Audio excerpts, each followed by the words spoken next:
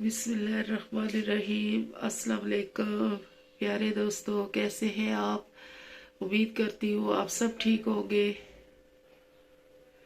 तो बहुत सारी दुआ है, उम्मीद है कि मेरे प्यारे व्यूवर, मेरे फैमिली मेंबर सब ठीक होंगे।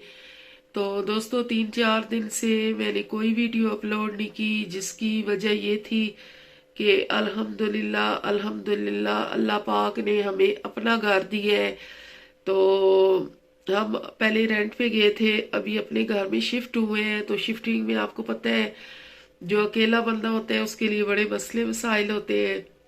तो अल्हम्दुलिल्लाह अपने घर में हम आ चुके हैं, शिफ्ट हो चुके हैं। तो अल्लाह का लाख लाख शुक्र है कि अल्लाह ने हमें छोटा सा नन्हा मुन्ना सा प्यारा सा अपना घर दे दिया है। तो दोस्तों, आपका बहुत बहुत शुक्रिया। जिन लोगों ने मुझे सब्सक्राइब किया है उनके लिए मैंने ढेरों दुआएं मांगी है। और अल्लाह पाक आपको खुश हो खुर्रम रखे। और आप अपनी आंटी के एक लफ्ज कहने की देर होती है तो सब हाजिर हो जाते हैं। तो मेरे दिल से बहुत सारी दुआएं निकलती है, बहुत सारी। मेरा अपना बेटा नहीं है, मैं कहती हूँ आप सब मेरे बेटों की जगह हो, और मैं आप सबको अपने बेटे का दर्जा देती हूँ। और जिस तरह माँ अपने बच्चों के लिए दुआ मांगती है, इस तरह आपके लिए हर वक्त दुआ गो होती हूँ।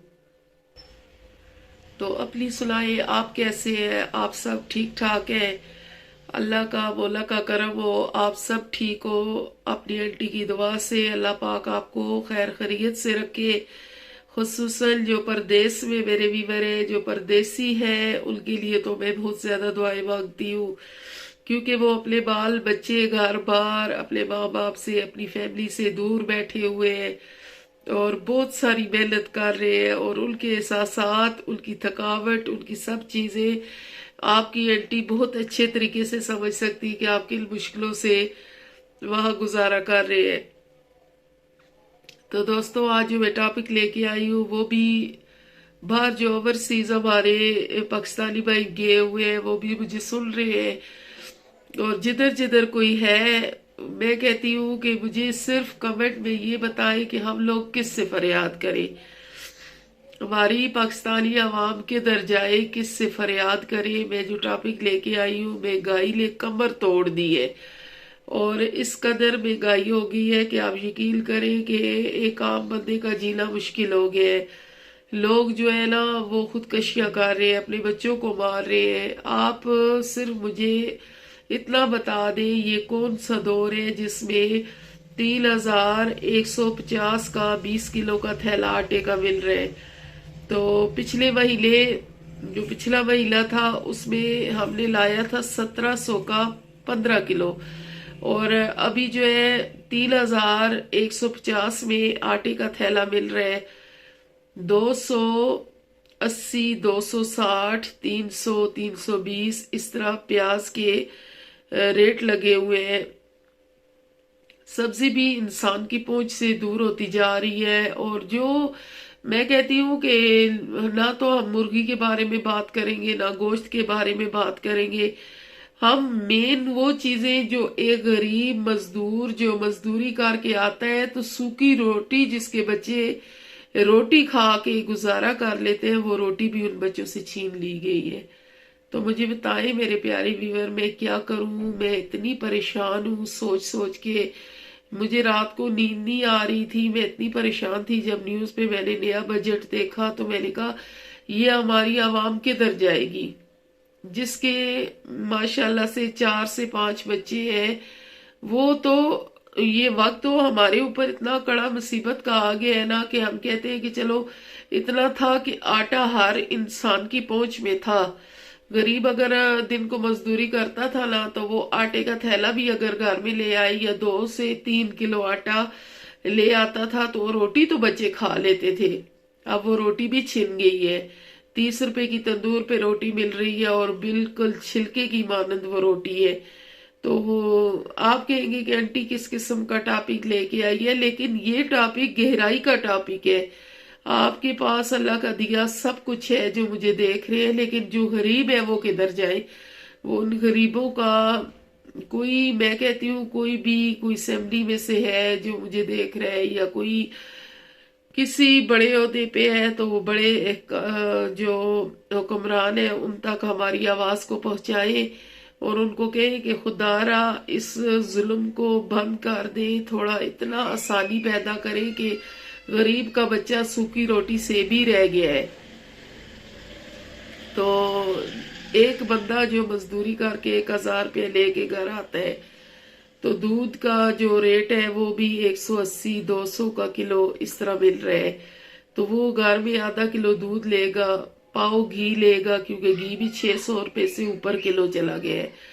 तो वो अगर पाव पाव चीजें भी ले तो 1,000 रुपया उसका गया।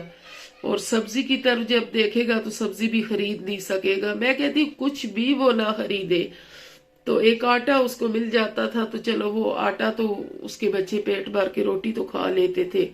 अब गरीब के बच्चे आटे की रोटी एक जो है ना उससे भी चले गए हैं। वो उससे भी परेशान हाल बैठे हुए हैं कि अब हम गुजर बसर किस तरह करेंगे। हम इस चीज से बहुत ज्यादा परेशान है, इस चीज से बहुत ज्यादा टेंशन में है। ये महंगाई किधर जा रही है, आसमान फट जाएगा, जमीन फट जाएगी, हम लोग मर जाएंगे। और मैं ये बहुत परेशानी से बता रही हूँ कि जो बिल आते हैं, लाइट भी होती ही नहीं है, लाइट तो ना होने के बराबर है। और गर्मियों में हम लोगों का क्या असर होगा अगर लाइट तो आ ही नहीं रही।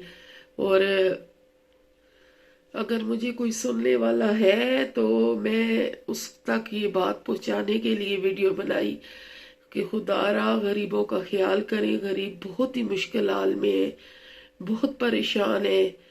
जो सरकारी है उनकी तो आपने तनख्वाही बढ़ा दी है, पेंशनें बढ़ा दी है, लेकिन जो मजदूर है जो एक चौक में चले जाए ना, किसी भी करीबी जगह जो चौक बने होते हैं बाजारों में, वहां पे आप देखें कि आपको 200-300 मजदूर लाइन में बैठा नजर आएगा।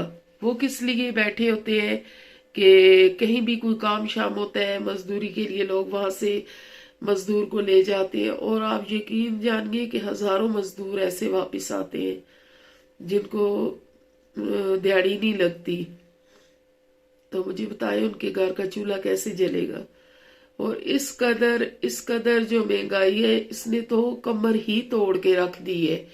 और मैं इतनी परेशान हूँ उन भाइयों के लिए जो चौकों में बैठ के परेशानी से चादर की हुए बूढ़े बूढ़े जो बंदे हैं, ऐसे चादरी लपेटी हुई सर्दी सर्दी में ऐसे ऐसे ठठरा रहे होते हैं और वह मेन चौक में बैठे होते हैं मजदूरी के लिए। कभी दिल वाला बंदा जो एक दफा वहां से गुजरे ना तो वो उनकी शक्लें कभी भी नहीं भूलेगा। जो मजदूरी करके अपने बच्चों का सूखा रूखा जो भी पूरा करते थे तो वो अब वो भी उनके बस में नहीं रहा। तो उन लोगों का क्या बनेगा। हमारा मुल्क किधर जा रहे हैं हमें कोई समझ नहीं आ रही। ये चीज हम आप पे छोड़ते हैं कि जिस किसी के जहन में या जिसके कान में ये बात जा रही है वो बड़े हुक्मरानों तक ये बात पहुंचाए कि खुदारा ऐसे काम मत करे। और जैसे ही रेट जो है ना आटे का बढ़ा है, आप यकीन जाने कि बड़े बड़े जो जितने भी जखीरा दोस्त थे उन्होंने गंदम को जखीरा कर दिया। खुदा के खौफ से डर जाओ। ये मैंने जखीरा अंदोजों की भी वीडियो पहले दी थी। मैंने इसी वजह से दी थी कि आप लोगों के करतूत अच्छे नहीं है। आप अल्लाह को कौन सा मुंह दिखाओगे कि आपने एक बंदे के मुंह से उसके बच्चों के मुंह से एक नवाला भी छीन के रखा। तो आप किस तरह बख्शीश अल्लाह से करवाओगे, किस तरह माफी मांगोगे अल्लाह से, और किस मुंह से अल्लाह के हजूर आप लोग पेश होगे कि आपने दुनिया पे एक रोटी जो थी वो भी गरीब के मुंह से छीन ली। क्या हम लोग वापिस अल्लाह के पास नहीं जाएंगे? क्या हमने अपने जहन में सिर्फ एक सवाल रखिए कि क्या वापिस नहीं जाना है? क्या अल्लाह के पास वापस आप लोगों ने नहीं जाना? क्या आपने जवाब अल्लाह को नहीं देना? अगर ये दुनिया दौलत ये जहीरा अगर आप सारी जिंदगी रख के बैठ के दुनिया पे खा सकते हैं तो इसका मतलब है कि आप ये सोचते हैं कि हमने वापस नहीं जाना। अल्लाह का बुलावा आएगा, तुम्हारे पास टाइम खत्म हो जाएगा। खुदा का खौफ करो। इतना जुल्म अच्छा नहीं होता। कुछ तो हुक्मरानों की वजह से हमारे ऊपर जो कुछ हो रहा है, जो महंगाई कमर तोड़ रही है, और कुछ अवाम जो जिनके हाथों में जो कुछ है वो भरपूर उसका इस्तेमाल कर रहे हैं।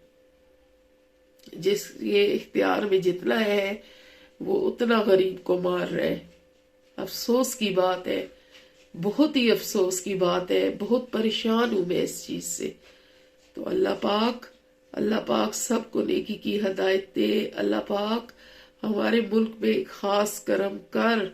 अल्लाह पाक हमारे मुल्क को और गरीबों का जो हामी और नासिर हो, गरीबों के बारे में सोच रखता हो, हमारी अवाम के बारे में सोच रखता हो, हमारे पाकिस्तान के बारे में सोच रखता हो, हमें कायदे आजम जैसा लीडर अता फरमा।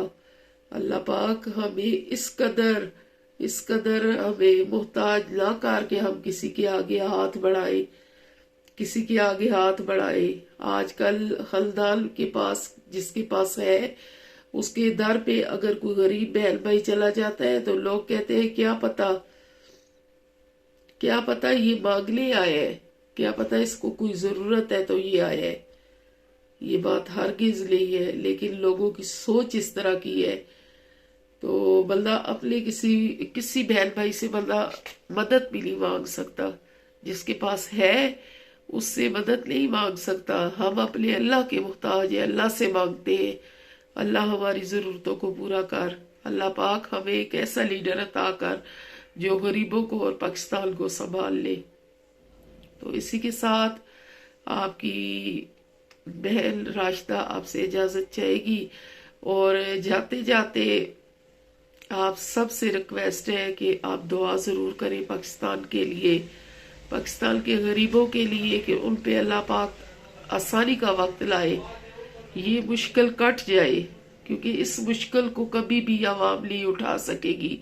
जो अभी तूफान आया है ना महंगाई का, जो खाने पीने की राशन और ये चीजें, बाकी तो जिंदगी की आसाइश की चीजों को छोड़ ही दे। जो जिंदा रहने के लिए उनकी खुराक है, जो खाना है, जो रोटी है, सूखी रोटी है, वो भी गरीब की पहुंच से दूर हो गई है। तो मैं रिक्वेस्ट कर रही हूँ अपने भाइयों से कि दुआ करें कि हमारे मुल्क पे अल्लाह पाक अपना खास करम और रहम करे। इसी के साथ आपसे इजाजत चाहूंगी। कल एक नए टॉपिक के साथ आऊंगी। तब तक आपका और मेरा अल्लाह नेगेबान।